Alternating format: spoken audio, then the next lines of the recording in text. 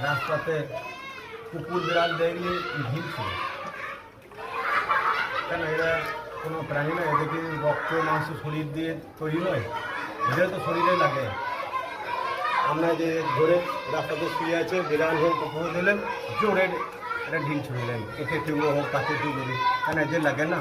একটু মানবিকে তখন মনের দিকে একটা প্রশ্ন করুন, যদি এই ঢেলাটা যদি আপনাকে মারা হয়, শরীরে লাগলে কী হবে? এবং এদেরও তো ব্যথা হয়, এদের অনুভূতি হয়, এদের ব্যথা হয়, সবই হয় অনুভূতি, কিন্তু ওরা মুখে বলতে পারে না। শুধু আমাদের সঙ্গে এটুকুই পার্থক্য। তাই ঢিল মারবেন না, ঢিল মারবেন না, বরঞ্চ একমতো খাবার দিন, ঢিল মারবেন না। এর অধিকার আছে এদিকে দেখা।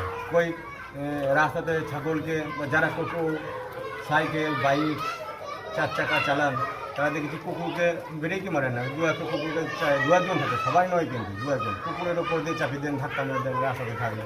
কই গরু ছাগল খাইলে মারে না, তো তখন দেখেছি নিয়ে ছড়িয়ে দেন, ছড়িয়ে দিয়ে তাও পেয়ে যায়, কেন ওগুলো তো দাম আছে। যে কোনো এক ব্যক্তির বটে, দেখতে গেলে ধরলে আপনাকে ধুলাই দেবে, আর একে ধুলাই দেবার লোক থাকে না আপনাদেরকে, তাই কুকুর দিয়ে চাপিয়ে দেয়। বা কোনো আমরা মানব জাতি যদি 2, 4, 5, 7 ছেলে রাস্তায় দাঁড়িয়ে থাকি,